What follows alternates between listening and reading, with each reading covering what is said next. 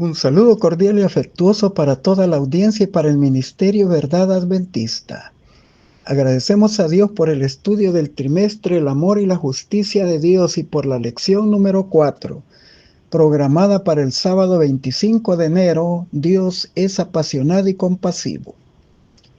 ¿Se olvidará la mujer de lo que dio a luz para dejar de compadecerse del hijo de su vientre?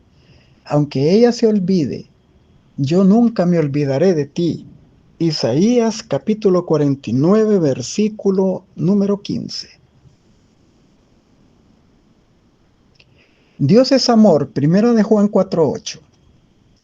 El apóstol señala que Dios es la sustancia y la esencia del amor. Para él, el amor no es un sentimiento, es un principio, una forma de vivir. Es un amor eterno en lo absoluto y desinteresado. Es inmensurable que supera en pureza al amor humano. Y la palabra de Dios lo ilustra con el amor y emoción y afecto de un buen padre y de una buena madre para con sus hijos. El ser humano en su estado caído es inconstante e impredecible. Cierta escuela filosófica griega de la antigüedad presentaba a la persona racional como la ideal y debía, por el poder del raciocinio, sujetar sus pasiones y ser insensible a las emociones. Todo esto explica por qué a menudo se consideran a las emociones como algo que evitarse, porque son intrínsecamente irracionales y se vuelven desenfrenadas y son causa de dificultades y muchos problemas. Sin embargo, Dios nos creó a los seres humanos con la capacidad de experimentar las emociones. En las Sagradas Escrituras, Dios mismo se retrata como quien experimenta profundas emociones en su atención a las necesidades de su pueblo. Pero a diferencia de los seres humanos, en su santidad, pureza, bondad y perfección, sus emociones no son malas, ni son irracionales, y por lo tanto superan en grado infinito a las emociones humanas. Hoy estudiaremos 3 preguntas sobre el tema del amor de Dios para la humanidad. Número 1. ¿A qué se puede comparar el amor de Dios? Número 2. ¿Cuán compasivo y misericordioso es Dios? Y número 3. ¿De qué tiene celos Dios? Finalizando, como es nuestra costumbre, con las aplicaciones pertinentes. Comencemos con: ¿a qué se puede comparar el amor de Dios? Leemos en el Salmo 27:10, aunque mi padre y mi madre me dejaren, con todo Jehová me recogerá. La Biblia a menudo usa las imágenes de la relación padre-hijo. Jehová ha dicho así: Israel es mi hijo, mi primogénito, Éxodo 4:22. Y también de la relación madre-hijo. ¿Se olvidará la mujer de lo que dio a luz para dejar de compadecerse del hijo de su vientre? Aunque ella se olvide, yo nunca me olvidaré de ti. Isaías 49:15. De esta forma describe la compasión de Dios, que supera en forma exponencial incluso a la más profunda y hermosa expresión humana de este mismo sentimiento de compasión. Aunque la sociedad humana imperfecta considera esto como un caso excepcional y atípico, lo que menciona Isaías 49:15 revela que incluso una madre humana podría olvidarse de su hijo recién nacido o dejar de compadecerse del hijo de su vientre, porque el ser humano caído suele desviarse de las normas más elevadas por su degradación moral. Sin embargo, Dios nunca olvidará a su pueblo. Sus misericordias se renuevan cada día, y grande es su fidelidad. Lamentaciones, capítulo 3, versículo 22. El Antiguo Testamento utiliza el lenguaje visceral para describir las más profundas emociones de compasión divina, y para ese fin utiliza la palabra hebrea regem, que significa útero, vientre, y el plural regem, de regem, también es rajamín, que significa entrañas maternales. Con esto resalta que el sentimiento de piedad de Dios es entrañable y lleno de misericordia. que va más allá del acto de ayudar al ser humano, incluso a pesar de su infidelidad, y supera toda expectativa razonable. Continuamos con cuán compasivo y misericordioso es Dios. Leemos en Oseas 11:8, ¿cómo podré abandonarte, oh Efraín? Te entregaré yo, Israel. ¿Cómo podré yo hacerte como Atma o ponerte como Seboín? Mi corazón se conmueve dentro de mí, se inflama toda mi compasión. Dios habla aquí. Él había ordenado al profeta Oseas lo siguiente: ve y toma por mujer a una prostituta y ten hijos de prostitución con ella, porque la tierra se prostituye apartándose de Jehová. Oseas capítulo 1, verso 2. Se presenta a él como un esposo continuamente defraudado por la esposa infiel, refiriéndose a su pueblo Israel, e ilustrando esta triste realidad con el matrimonio de Oseas, el profeta, con una mujer prostituta. En Oseas 11, del 1 al 9, se describe más adelante la relación de Dios con su pueblo.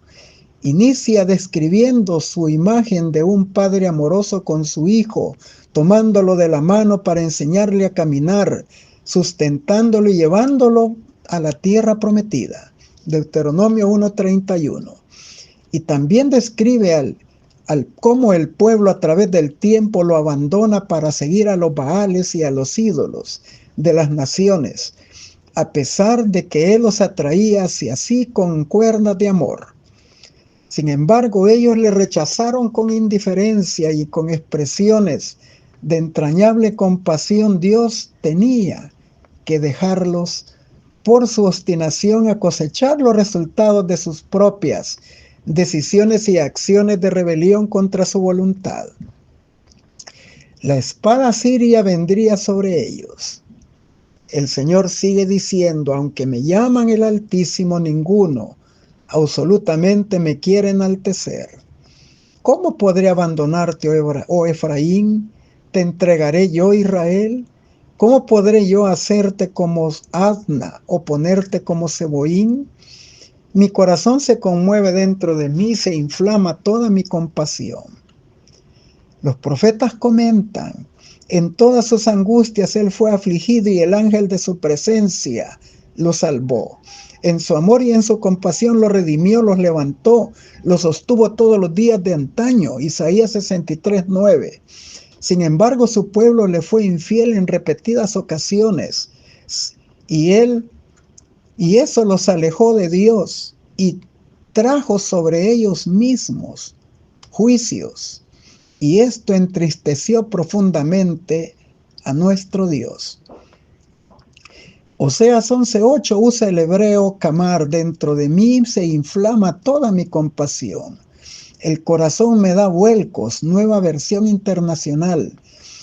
Este mismo verbo se usa en Lamentaciones 1:20 para describir las emociones humanas en profunda y extrema angustia. Y dice: estoy atribulada, hierven mis entrañas, mi corazón está trastornado. Y este término aparece en otros dos casos. En el encuentro de José con su hermano Benjamín, donde dice: se apresuró porque se conmovió Camar a causa de su hermano y procuró donde llorar. Y entró en su cámara y lloró allí. Génesis 43:30. Y también cuando el rey Salomón juzga el caso de dos mujeres que se disputaban ser la madre legítima de un recién nacido, y para revelar quién era la verdadera madre, él ordenó al siervo que partiera al niño en dos y le diera la mitad a cada una. Y entonces de inmediato la madre verdadera gritó, cuando se le conmovieron las entrañas, Camar, y dijo: ah, Señor mío, dale a ella al niño vivo, y no lo maten. Primero de Reyes 3:26. También en el Nuevo Testamento se utilizan imágenes similares para describir la compasión divina. Pablo dice del Padre: Padre de misericordia y Dios de toda consolación. Segunda de Corintios 1:3. También dice, Dios es rico en misericordia, que redime a los hombres por su gran amor con que nos amó. Efesios 2:4. Se expresa en el acto compasivo del Rey que perdona a su servidor una deuda imposible de pagar jamás. Mateo 18:27. También en la empatía del buen samaritano socorriendo al herido dejado casi muerto junto al camino por los ladrones. Lucas 10:33. Y con el padre que acepta a su hijo pródigo. Lucas 15:20. También dicen los evangelios en Mateo 9:36 y Marcos 6:34. Y al ver las multitudes, Jesús tuvo compasión de ellas, porque estaban desamparadas y dispersas como ovejas que no tenían pastor. En Mateo 14:14 dice, y saliendo Jesús vio una gran multitud, y tuvo compasión de ellos y sanó a los que de ellos estaban enfermos. Todas estas citas describen que Cristo no solo sintió compasión, sino que se ocupó de las necesidades humanas. El verbo griego splanchimsomai se utiliza en el Nuevo Testamento, sobre todo en los evangelios sinópticos, para describir la compasión de Jesús por la gente. Y cabe destacar que el sustantivo emparentado splanchnon transmite la idea de compasión en muchos pasajes, como Lucas 1:78, Filipenses 1:8 y 2:1 y Colosenses 3:12. Así como en el Antiguo Testamento Dios se lamentó por Israel con compasión ante su copiosa apostasía, en Oseas 11:8, en el Nuevo Testamento Jesús muestra profunda compasión, y en la última semana de su pasión imaginemos sus lágrimas, contemplando a Jerusalén al lamentarse. Jerusalén, Jerusalén, que matas a los profetas y apedreas a los que son enviados a ti. Cuántas veces quise juntar a tus hijos como la gallina junta sus polluelos debajo de sus alas, y no quisisteis. Lucas 13:34, Mateo 23:37. De hecho, muchos eruditos bíblicos señalan que la imagen de un ave cuidando a sus críos solo era aplicable a la divinidad en el antiguo cercano oriente.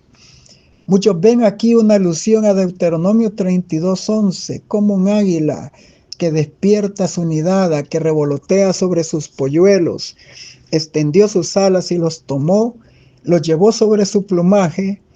Así Dios es representado como un ave que vuela en círculo sobre sus crías y las protege y vela por sus necesidades. No hay mayor ejemplo del gran amor compasivo de Dios por sus criaturas humanas que Jesús mismo, quien entregó por nosotros su vida con la máxima demostración del amor. Continuamos con ¿de qué tiene celo Dios?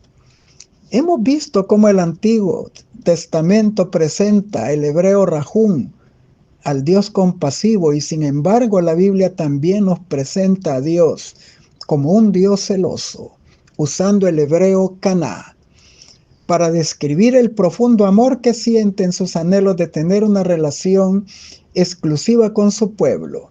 Solo ha de ser Él su Dios. Sin embargo, a menudo el Antiguo Testamento describe a Dios como un cónyuge cuyo amor no es correspondido por su pueblo infiel. Oseas 1:3, Jeremías 2:2 y 3 del 1 al 10. Leemos también en Deuteronomio 4:24, Jehová tu Dios es fuego consumidor, Dios celoso es. En Deuteronomio 6:15, porque el Señor tu Dios es un Dios celoso en medio de ti. No se encienda contra ti la ira del Señor tu Dios y te extermine de la superficie de la tierra. Y en Josué 24:19, entonces Josué dijo al pueblo, no podéis servir a Jehová, porque Él es un Dios santo y Dios celoso, no sufrirá vuestras rebeliones y vuestros pecados. Y Nahum 1:2 dice, Dios celoso, vengador es el Señor, vengador es el Señor y Señor de ira, el Señor que se venga de sus adversarios y guarda su enojo para sus enemigos. Evidentemente, Dios también es celoso porque rehúsa compartir su gloria con ídolos. Isaías 42:8 y 48:11. Porque rechaza el culto y el servicio de un corazón que no le reconoce en su gloria exclusiva y la comparte con dioses falsos. Éxodo 34 del 12 al 15, Deuteronomio 4, 23, 24, Deuteronomio 6, 14, 15. Y Jesús expuso la profundidad de esta realidad, ya que no se puede servir a Dios con un corazón dividido. Él dijo, ninguno puede servir a dos señores. Mateo 6, 24. No se puede ser fiel y leal a Dios manifestando falta de sinceridad y de lealtad. Dios exige que le sirvamos con todo el ser. Deuteronomio 6, 13 y del 20 al 25 y Mateo 4, 10. El celo de Dios es una preocupación por el bienestar de su pueblo, su determinación de que nada surja entre él y ellos que pueda engañar, minar y destruir sus vidas. Como Dios es el único Dios verdadero, la salvación solo se encuentra en él. Hechos 4:12. Que el hombre siga a cualquier otro Dios es un engaño que lleva a la destrucción y a la muerte eterna. El celo e indignación divina a menudo se manifiesta en formas que parecen severas, pero que más tarde se ven como la disciplina necesaria para beneficio final de la gente de dura cerviz. Así se dice que Dios es celoso de su derecho a la adoración de aquellos a quienes Él ha redimido. Y es indignación para Él por el honor de su nombre que ha sido deshonrado por el pueblo de Israel, nación escogida en sus múltiples apostasías. Nuestro Dios apasionado y compasivo es celoso de una manera bondadosa y justa. Él desea entablar una relación de pacto, de alianza íntima y exclusiva con nosotros, y esto exige fidelidad de su pueblo. El contexto en que las Escrituras aplican el término celoso transmite la idea de que Dios actúa siempre movido por su interés en nuestro bien supremo y nos resguarda del daño autoinfligido y del incumplimiento de las promesas hechas a causa de nuestra desobediencia. Muchas personas al leer el Nuevo Testamento argumentan que si Dios es amor, 1 de Juan 4:8, no debería tener celo por su pueblo. Pablo en 1 de Corintios 13:4 en la Nueva Traducción Viviente dice: una de las características del amor genuino que proviene de la obra transformadora de Dios en la vida de los cristianos, y dice, el amor no es celoso, usando el griego celo, que se traduce también como envidia, estar hirviendo de celos. El celo es una actitud humana negativa hacia otro u otros causada por la falta de confianza o la pérdida de la misma dentro de la relación conyugal o en otras esferas de relación, y que se manifiesta también en el resentimiento por ver ventajas y éxitos en los demás, y que puede definirse también como envidia. Pablo expresa que el verdadero amor cristiano no es así, y lo contrasta con los sentimientos humanos e imperfectos desligados de esa comunión con Dios. Pablo sigue explicando en 2 Corintios 11:2, porque os celo con celo de Dios, pues os he desposado con un solo esposo para presentaros como una virgen pura a Cristo. Aquí se aplica el celo de Dios en su vida por la iglesia de Corinto, que él había desposado con Jesús, temiendo que fuera apartada de su divino esposo. Comprendemos que los celos divinos se comparan con una sana expectativa de un marido amoroso de disfrutar relación exclusiva con su esposa. Los celos de Dios son solo y siempre del tipo correcto, y se los puede definir de forma apropiada como el amor apasionado de Dios por su pueblo. Deuteronomio 4:31 dice, porque el Señor tu Dios es un Dios misericordioso que no te abandonará ni te destruirá ni se olvidará del pacto que hizo con tus padres, el cual confirmó mediante juramento. En relación con el pueblo de Israel, vemos aquí la compasión divina. En toda angustia de ellos él fue angustiado y el ángel de su faz los salvó.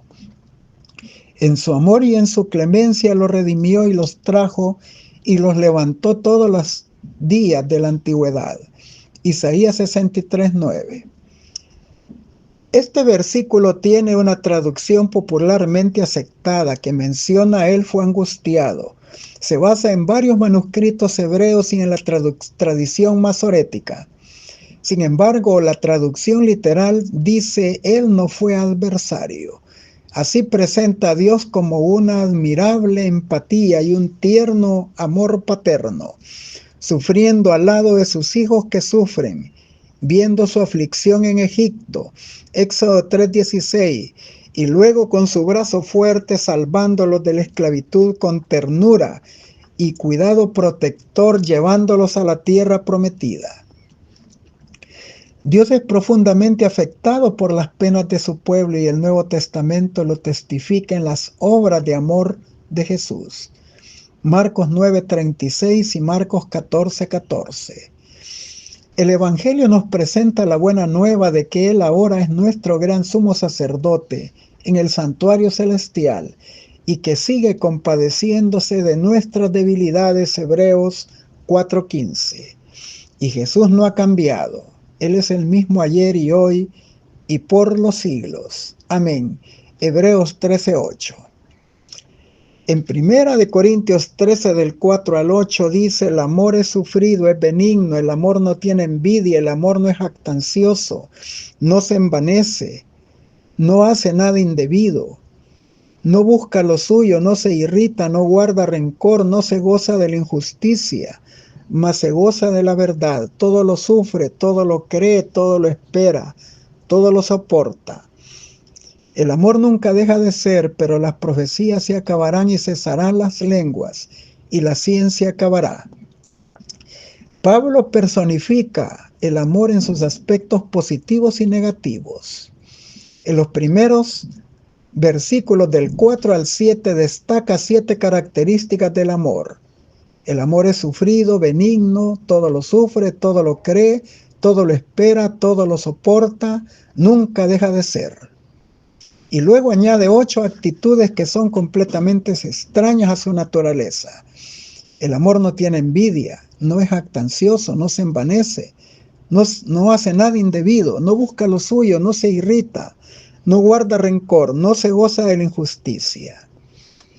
Se refiere indudablemente al amor de Jesucristo manifestado en la vida de los cristianos, donde se contrasta la longanimidad y la paciencia de los santos en un mundo donde prevalece la impaciencia y la intolerancia.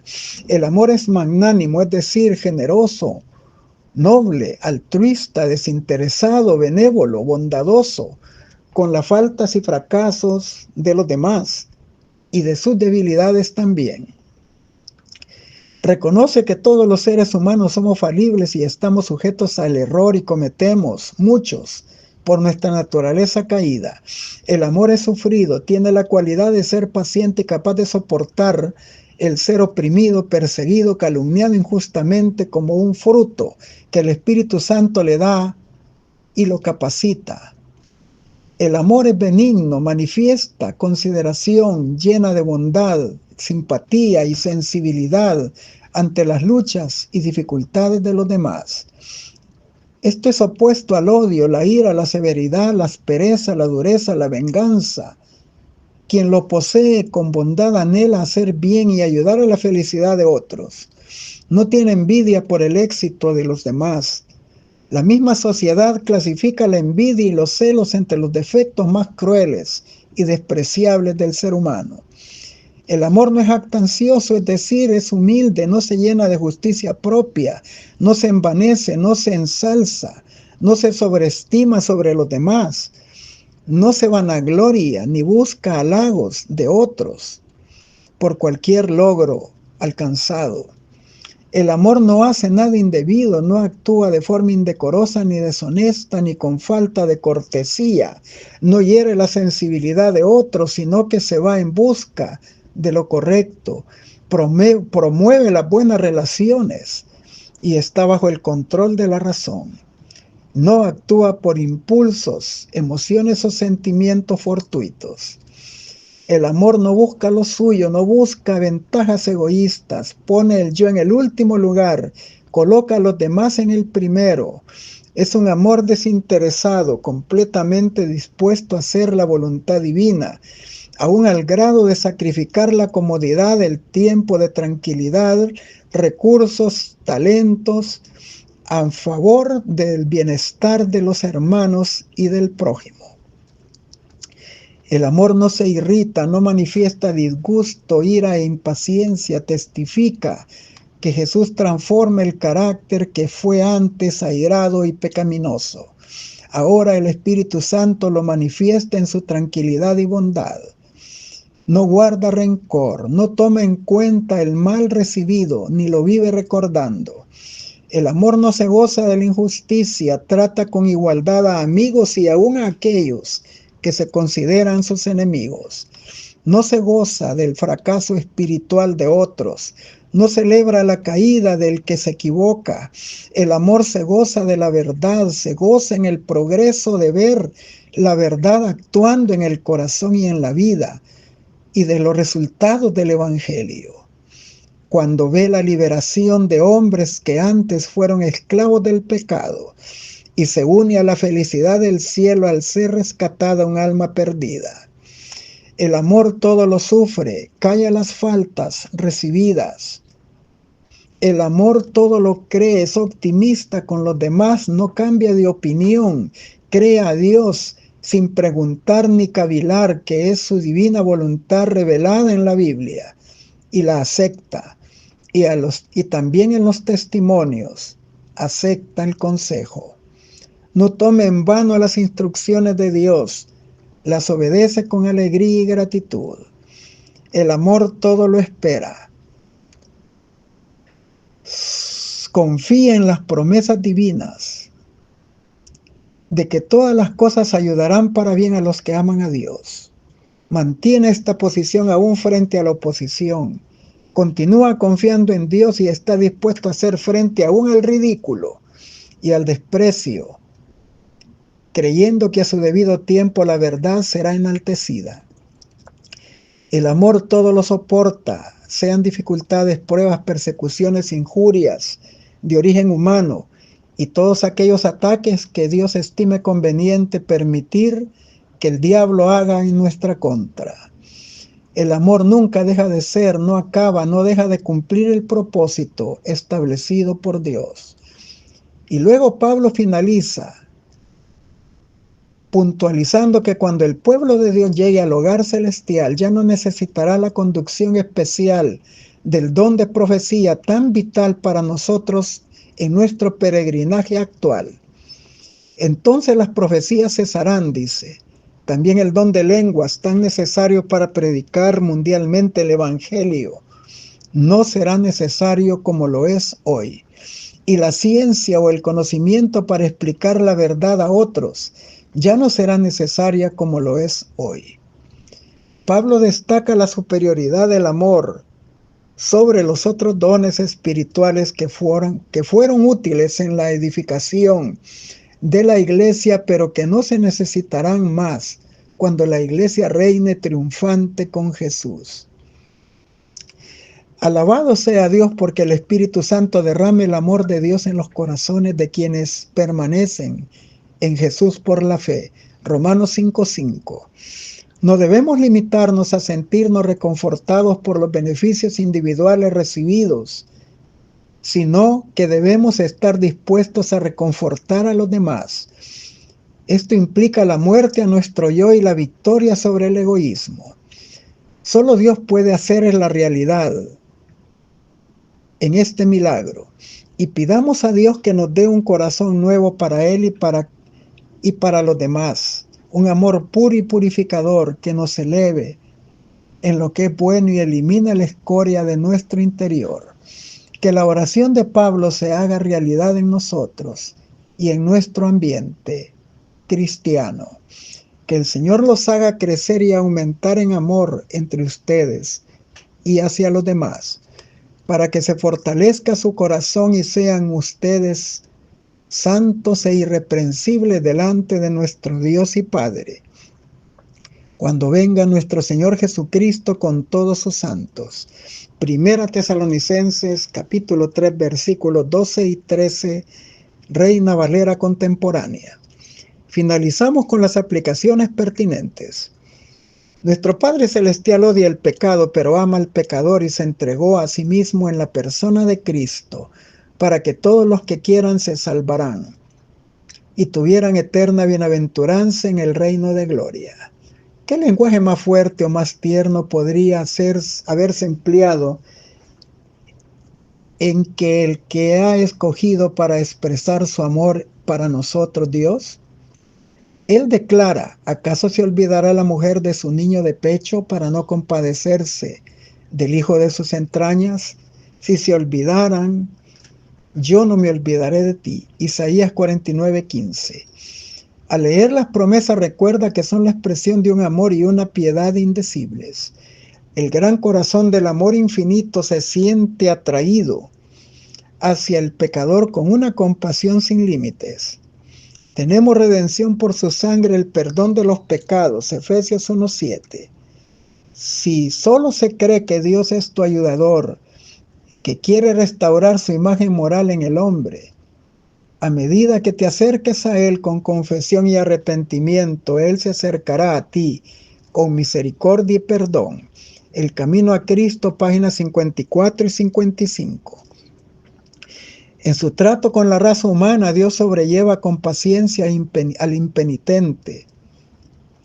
Usa a sus instrumentos designados para inducir a los hombres a que sean leales y les ofrece su perdón pleno si se arrepienten. Pero como Dios es paciente, los hombres abusan de su misericordia. Por cuanto no se ejecuta sentencia inmediata a la mala obra, el corazón de los hijos de los hombres está dispuesto para hacer el mal. La paciencia y la magnanimidad de Dios, que debieran enternecer y subyugar el alma, tienen una influencia completamente distinta en los descuidados y pecaminosos. Los inducen a desechar las restricciones y los hace más decididos en su resistencia. Piensan que Dios, si durante tanto tiempo les ha tolerado, no tendrá en cuenta su perversidad. Si viviéramos en una dispensación de retribución inmediata, las ofensas contra Dios no ocurrirían con tanta frecuencia. Pero aunque se demore el castigo, no por eso será menos seguro. Hay límites aún en la tolerancia de Dios. Se puede llegar al límite de su paciencia y entonces castigará con toda seguridad. Y cuando trate el caso del pecador insolente, no se detendrá hasta darle fin por completo. Muy pocos se dan cuenta de la pecaminosidad del pecado. Se hacen la ilusión de que Dios es demasiado bueno para castigar al culpable. Pero los casos de María, Aarón, David y muchos otros demuestran que no es seguro pecar, ya sea con hechos, palabras o con el pensamiento en contra de Dios. Dios es un ser de infinito amor, de infinita compasión, pero también declara de sí mismo que es fuego consumidor y Dios celoso. Review and Herald del 14 de agosto de 1900, Comentario Bíblico Adventista, tomo 3, página 1184. Todos los que se hayan revestidos del manto de la justicia de Cristo subsistirán delante de Él como escogidos, fieles y veraces. Satanás no puede arrancarlos de la mano de Cristo. Cristo no dejará que una sola alma que con arrepentimiento y fe haya pedido su protección caiga bajo el poder del enemigo. Los ángeles de Dios irán a cada lado de ellos, aún en este mundo, y estarán al fin entre los ángeles que rodean el trono de Dios. El hecho de que los hijos reconocidos de Dios están representados como de pie delante del Señor con ropas inmundas debe inducir a todos los que profesan su nombre a sentir humildad y a escudriñar profundamente su corazón. Los que están de veras purificando el alma y obedeciendo la verdad tendrán una muy humilde opinión de sí mismos. Cuanto más cerca vean el carácter sin mancha de Cristo, mayor será su deseo de ser transformados a su imagen y menos pureza y santidad verán en ellos. Pero aunque debemos comprender nuestra condición pecaminosa, debemos fiar en Cristo como nuestra justicia, santificación y redención. No podemos contestar las acusaciones de Satanás contra nosotros. Solo Cristo presenta una intercesión eficaz en nuestro favor. Él puede hacer callar al acusador con argumentos que no se basan en nuestros méritos, sino en los suyos. Sin embargo, no debiéramos conformarnos con una vida pecaminosa. Debemos despertar a los cristianos e inducirlos a un celo y fervor mayores para vencer el mal. A pensar que todo defecto de carácter, todo punto en el cual no alcancen la norma divina, abre una puerta a Satanás para entrar a tentarlos y destruirlos, y que todo fracaso y defecto de su parte da ocasión al tentador y a sus agentes a echar oprobio sobre Cristo. Debemos dedicar toda energía del alma a la obra de vencer y acudir a Jesús a fin de recibir fuerza para hacer lo que no podemos hacer por nosotros mismos. Ningún pecado debe tolerarse en quienes andarán con Cristo en ropas blancas. Las vestiduras sucias han de ser sacadas y han de ponerse en nosotros el manto de la justicia de Cristo. Por el arrepentimiento y la fe somos habilitados para prestar obediencia a todos los mandamientos de Dios y somos hallados sin culpa delante de Él. Los que reciban la aprobación de Dios estarán afligiendo sus almas y confesando sus pecados y suplicando fervientemente el perdón por Jesús su abogado. Su atención se fija en Él, en su gran amor. Dice: quitadle esas vestimentas viles y vestidle de gala. Están preparados para atribuirle toda la gloria de su salvación. Testimonios para la Iglesia, tomo 5, página 446 y 447. Los más encumbrados de los redimidos que estarán ante el trono de Dios y del Cordero vestidos de blanco, conocerán el conflicto de la victoria porque habrán atravesado la gran tribulación. Aquellos que hayan cedido a las circunstancias en vez de empeñar sus esfuerzos en este conflicto, no sabrán resistir en aquel día en que la angustia congoje toda alma, cuando si Noé, Job y Daniel estuvieran en la tierra, no salvarían ni a hijo ni a hija, porque cada quien debe librar su alma por su propia justicia. Nadie ha de decir que su caso es desesperado y que le es imposible vivir como cristiano. La muerte de Cristo hizo amplia provisión al alma. Jesús es nuestra permanente ayuda en nuestro tiempo de necesidad, si acudimos con fe a Él, como ha prometido, escuchar y responder nuestras peticiones.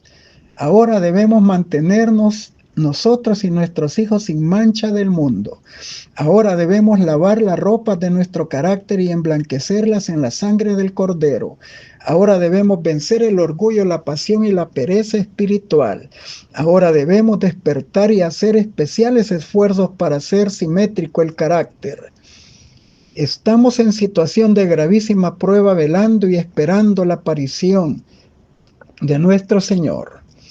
¿Qué estáis haciendo, hermanos, en la gran obra de preparación? Los que se unen al mundo reciben su molde mundano y se preparan para la marca de la bestia. Pero los que han perdido toda confianza en su egoísmo y se humillan ante Dios y purifican sus almas, obedeciendo a la verdad, reciben el molde celestial y se aparejan para recibir el sello de Dios en sus frentes. Cuando se promulgue el decreto y quede estampado el sello, su carácter permanecerá puro y sin mancha para toda la eternidad. Testimonios Selectos, tomo 1, 188 y 189. Gracias a Dios, Él puede proteger al pueblo de tal manera que no manche sus vestidos. Si nos sometemos a Cristo, seremos guardados sin mancha del mundo. Hemos de proseguir, no debemos descansar satisfechos con las capacidades y el conocimiento que tenemos hoy. Todos los habitantes del universo están observando cómo en los últimos días Dios prepara un pueblo para que enfrente el juicio. Pidamos a Dios que nos vista en el manto de la justicia de Cristo con el propósito de prepararnos para la venida del Hijo del Hombre. De los que no manchan sus vestiduras, Cristo dice, andarán conmigo en vestidos blancos, porque son dignos. Apocalipsis 3:4. Mediante el sacrificio infinito hecho en nuestro favor, podemos tener abundancia de gracia. Dios tiene un cielo lleno de bendiciones para nosotros. Boletín de la Conferencia General del 6 de abril de 1903. Recibiréis poder 365. Es la gloria de Dios ser misericordioso, lleno de paciencia, bondad y verdad. Pero la justicia revelada al castigar al pecador es tan ciertamente la gloria del Señor como lo es la manifestación de su misericordia. Review and Herald del 10 de marzo de 1904, Eventos de los Últimos Días, 204. Cristo vino a revelar a Dios al mundo como un Dios de amor lleno de misericordia, ternura y compasión. Las densas tinieblas que Satanás había tratado de rodear el trono de la divinidad se disipan por el Redentor del mundo, y el Padre vuelve a quedar manifiesto a los hombres como la luz de la vida. Testimonios Selectos, tomo 4, 253. Dios es presentado en toda la Biblia, no solo como un ser de misericordia y benevolencia, sino también como un Dios de justicia estricta e imparcial. Señales de los Tiempos, 24 de marzo de 1881, Eventos de los Últimos Días, 205. Se me mostró que los juicios de Dios no vendrían sobre ellos directamente del Señor, sino de esta manera. Ellos se colocan más allá de su protección. Él advierte, corrige, reprueba y señala el único camino seguro. Si aquellos que han sido el objeto de su cuidado siguen su propio curso independientemente del Espíritu de Dios, tras sus repetidas amonestaciones, y eligen su propio camino, entonces Él no encarga a sus ángeles que impidan los decididos ataques de Satanás en contra de ellos. Los impíos han dejado concluir su tiempo de gracia. El Espíritu de Dios al que se opusieron obstinadamente acaba por abandonarlos y apartarse de ellos. Desamparados ya de la gracia divina, están a merced de Satanás. Eventos de los Últimos Días, 206. En esto conocerán todos que sois mis discípulos, si tuviereis amor los unos por los otros. Mientras más de cerca nos asemejemos al Señor en carácter, mayor será nuestro amor hacia quienes por quienes Él murió. Los cristianos que manifiestan el espíritu de amor desinteresado por los demás dan testimonio a los incrédulos que no pueden negar ni resistir. Es inestimable el poder de semejante ejemplo. Nada derrotará con mayor éxito los artificios de Satanás y emisarios. Nada edificará mejor el reino del Redentor como el amor de Cristo, manifestado por los miembros de la Iglesia. Se disfrutará de paz y prosperidad solamente si la humildad y el amor están en ejercicio activo. Testimonios para la Iglesia, tomo 5, 156. Cristo espera con un deseo anhelante la manifestación de sí mismo en su Iglesia, cuando el carácter de Cristo sea perfectamente reproducido en su pueblo. Entonces Él vendrá para reclamarlos como suyos. Palabra de vida del Gran Maestro, página 47. Les deseo un feliz sábado en la bendita presencia del Señor.